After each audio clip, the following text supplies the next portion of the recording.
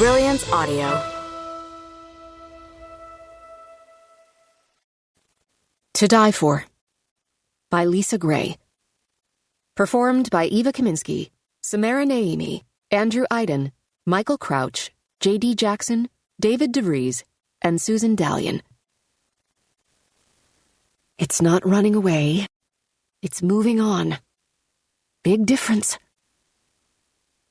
That's what Andi Hart told herself for the 100th time as she scanned both sides of the street for a parking spot on a busy stretch of Santa Monica Boulevard between La Cienega and Crescent Heights. It was almost noon, and the day was sunglasses bright and warm enough for short sleeves. The early lunch crowd had already filled nearby sidewalk cafes, and the foot traffic consisted mostly of hipster types and moms pushing strollers. She found a space, parked, and made her way toward a shop front at the end of the block with a for lease sign in the dusty window. The vacant unit was gray and drab and nondescript and looked smaller than it had in the photo on the website. Andi pushed open the door and stepped inside soupy heat. Either the old AC unit was busted, or no one had bothered to switch it on for the showing. The space was long and narrow like a shoebox. A shotgun corner unit. 1,000 square feet, and small enough to have half tacked on to the end of the street number, as if it were an afterthought. Andi used to sell little shotgun houses all the time back home when she was just starting out as a real estate agent. Today, she would be the one doing the buying rather than the selling. At least, that was the plan anyway. The realtor was in his early 40s, with black curly hair cropped short and glistening with too much product. He wore an open-necked white shirt under a charcoal suit and smelled like a cologne counter at Macy's.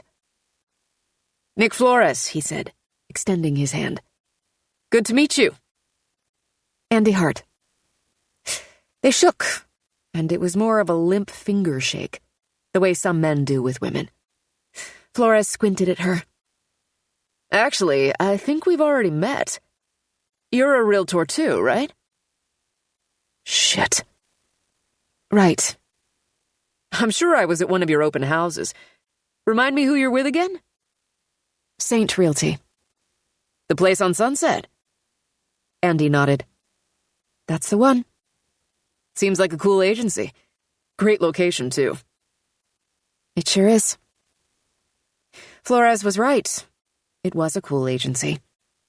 Andi wouldn't even be thinking about leaving if she didn't have to. Flores clapped his hands together, indicating it was time to get down to business. "So, you wanted to have a look around this great little unit today. Are you moving on from Saint? Looking for a space of your own? This would make a terrific base for a small up-and-coming business."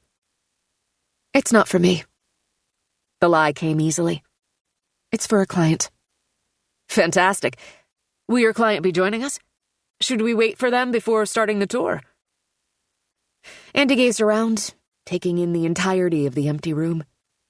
Figured the tour wouldn't take a whole lot of time. "No, it's just me. I'm viewing on their behalf." "Okay, no problem. And this client of yours, what are they planning on using the space for?" A woman in denim cutoffs and a white tank top walked past on the street outside with a panting pug on a pink leash. "A dog grooming business," Andi said. "Lots of celebrity clients." "Perfect." Andi's cell phone buzzed in the back pocket of her jeans. She pulled it out and glanced at the screen. It was an incoming call from Diana.